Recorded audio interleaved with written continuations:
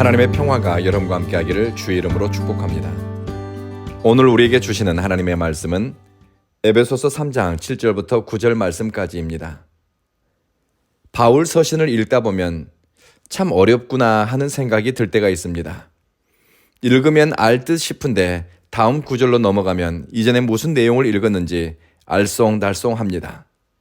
우리는 에베소서를 통해 건강한 교회를 세우는 데 필요한 성경적, 신앙적 가치에 대해 살펴보고 있습니다.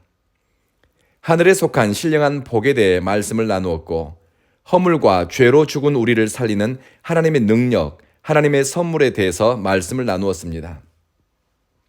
그리고 우리를 화평케 하신 그리스도와 3장에서는 하나님의 경륜에 대해 다루고 있습니다.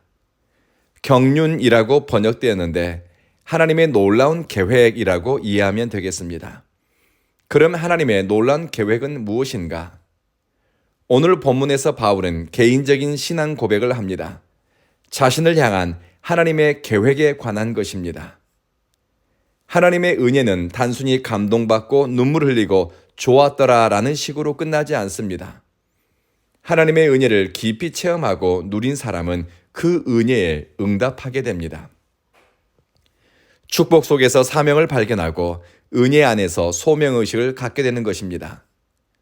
자신의 가치를 사명을 통해 발견합니다. 그리고 사명을 쫓아 순종함으로 자신이 누구에게 속했는지를 드러냅니다. 바울은 7절에서 자신이 복음을 위해 섬기는 일꾼이 되었다고 소개합니다. 바울은 환경과 조건에서 자신을 인식하지 않습니다. 주님이 맡겨주신 사명을 통해 정체성을 발견했습니다. 모든 성도들 가운데 가장 작은 사람보다 더 작은 자가 자신이라고 소개합니다. 그렇지만 하나님은 작은 자를 불러 복음을 위해 사는 일꾼으로 세웠다고 에베소 교인들에게 말합니다.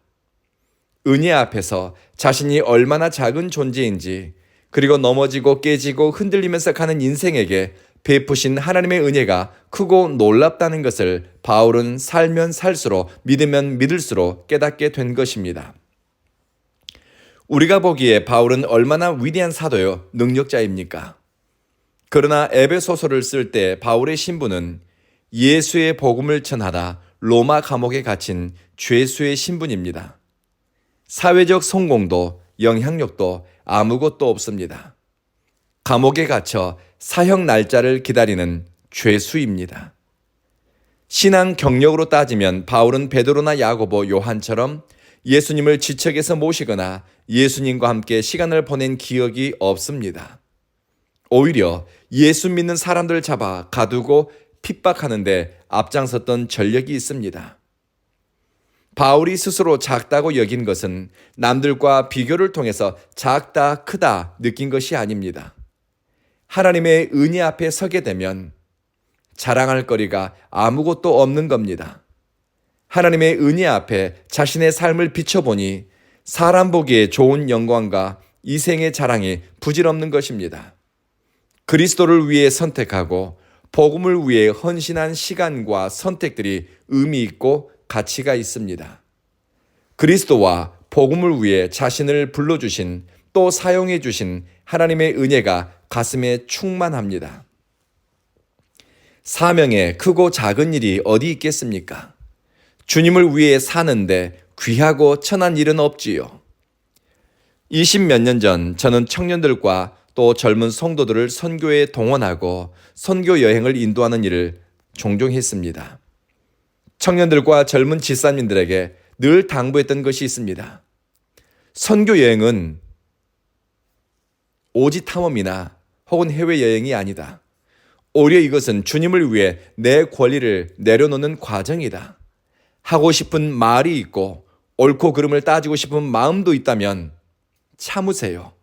하고 싶은 일도 섬기는 마음으로 자원해 보세요. 젊은 나를 주님을 위해 나를 부인하고 또 나와 함께한 믿음의 식구들을 위해 그렇게 선택해 보세요. 그러면 나이가 들어도 여러분들이 추구하는 신앙의 가치가 삶과 인격으로 나타날 것입니다. 라고 했습니다. 저희 팀원 중에 똑 부러지는 자매가 한 명 있었습니다. 명문대학을 수석 졸업했고 항상 주목받고 재주가 많은 자매였습니다. 지금은 미국 뉴욕에서 대학 교수로 일하고 있습니다. 선교 여행을 떠나기 전 그 자매가 저를 찾아와 이런 부탁을 하는 겁니다. 주 목사님의 이야기를 듣고 제 인생에서 저를 부인하는 훈련을 해보고 싶다는 생각이 들었습니다. 우리 선교팀에서 가장 싫어하는 일, 사람들이 하고 싶지 않은 일을 제가 하고 싶습니다. 맡겨주십시오. 그 자매에게 시킨 일은 검정 비닐봉지를 챙겨라. 그리고 선교 여행을 하면서 자매들이 사용한 위생용품을 아무데나 버리지 말고 네가 몰래 수거해서 은밀하게 처리해라.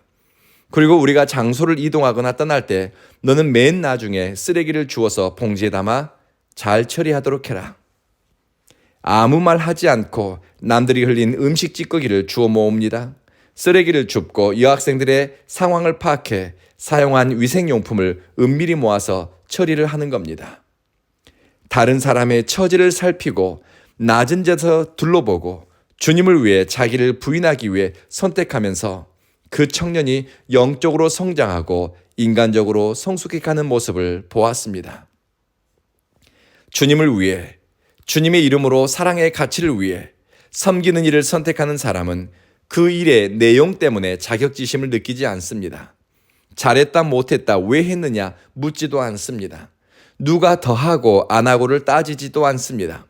복음을 위해 섬길 수 있는 것도 은혜이니 감사하고 일꾼이 되어 섬기는 역할을 할 수 있는 마음과 힘을 주시니 감사하고 모든 성도보다 작은 나에게 이런 기회를 주시니 감사하다고 고백합니다. 또 그렇게 섬기고 나누고 헌신하는 사람들을 만나고 또 보게 되면 고맙습니다. 감사합니다. 수고 많으십니다. 그들의 헌신과 열심을 흉내내기 위해 나도 결단하게 됩니다. 이렇게 사는 사람들의 입술에는 모든 것이 하나님의 은혜입니다 라는 은혜의 고백이 있습니다.